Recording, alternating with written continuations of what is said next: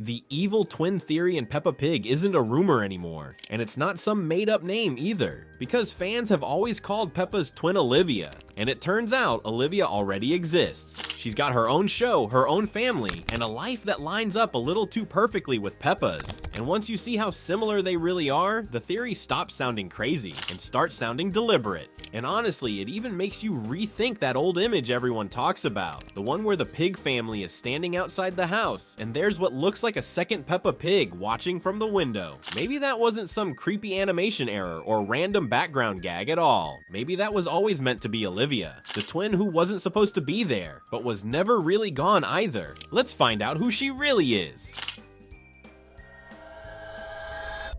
The twin. So first, let's be clear about who Olivia actually is. Olivia is the main character of a kid's show called Olivia, which aired on Nick Jr. It takes place in a world of anthropomorphic pigs. Pigs who walk upright, live in houses, go to school, and deal with everyday childhood problems just like Peppa does. Sound familiar? Yeah, exactly. Because we're not talking about a pig guest character here. We're talking about an entire show built around a pig girl living a human-style childhood, just like Peppa Pig. And then there's Olivia herself. A pig the same age as Peppa, in the same red dress, doing the same kid stuff with the same big opinions and the same confidence that says, "Relax, I know what I'm doing." Different show, same Peppa Pig energy.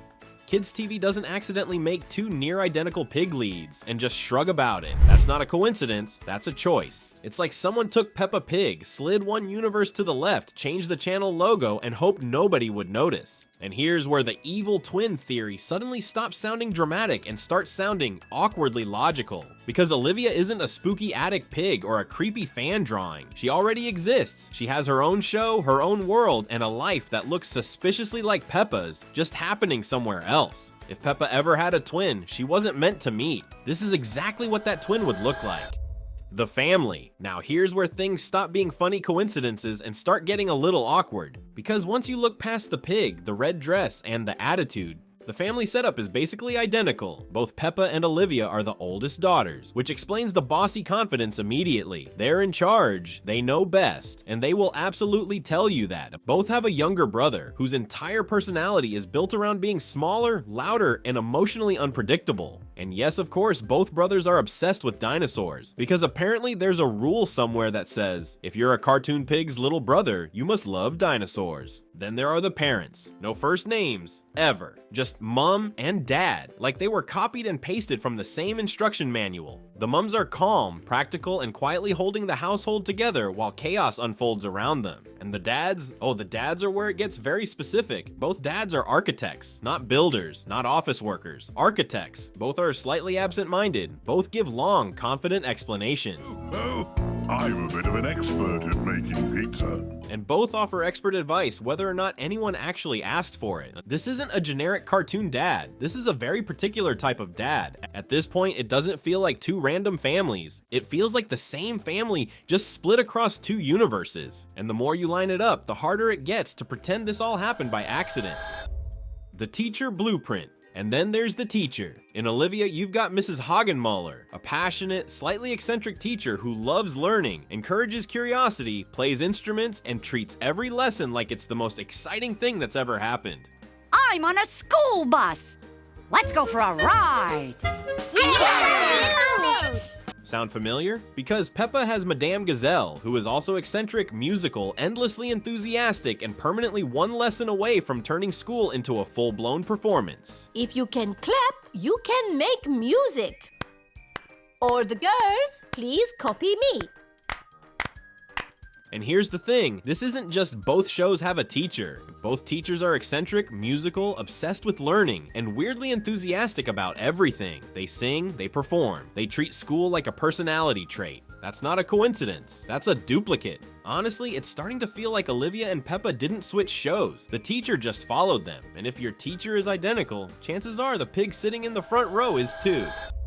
The best friend who turns on you. Every main character needs a best friend. And for both Peppa and Olivia, that best friend comes with conditions. In Olivia, there's Francine. She's confident, competitive, and just friendly enough to keep you guessing. One minute she's your best mate, the next minute she's judging you, embarrassing you, or quietly turning the situation into a rivalry. Sound familiar? Because Peppa has Susie Sheep, the only best friend in Peppa Town who can switch personalities mid-episode. Sometimes Susie is supportive, loyal, and sweet. Other times she's bossy, cold, or suddenly acting like Peppa has personally offended her by existing. Peppa, say bye-bye to Susie. I am not talking to her, and I'm not talking to her. And this isn't accidental. Both Francine and Susie start off more antagonistic, competitive, snobby, emotionally confusing, and then slowly soften over time. They don't fully turn evil, but they don't stay nice either. They live permanently in that gray area of best friend, but make it stressful. Which is why fans came up with the good Susie and bad Susie theory in the first place, because Susie doesn't just act differently sometimes, she acts like two versions of the same character. And once you've seen Francine do exactly that in Olivia, it starts to feel less like a Peppa quirk and more like a hand-me-down personality. At this point, Peppa didn't just inherit Olivia's look or attitude.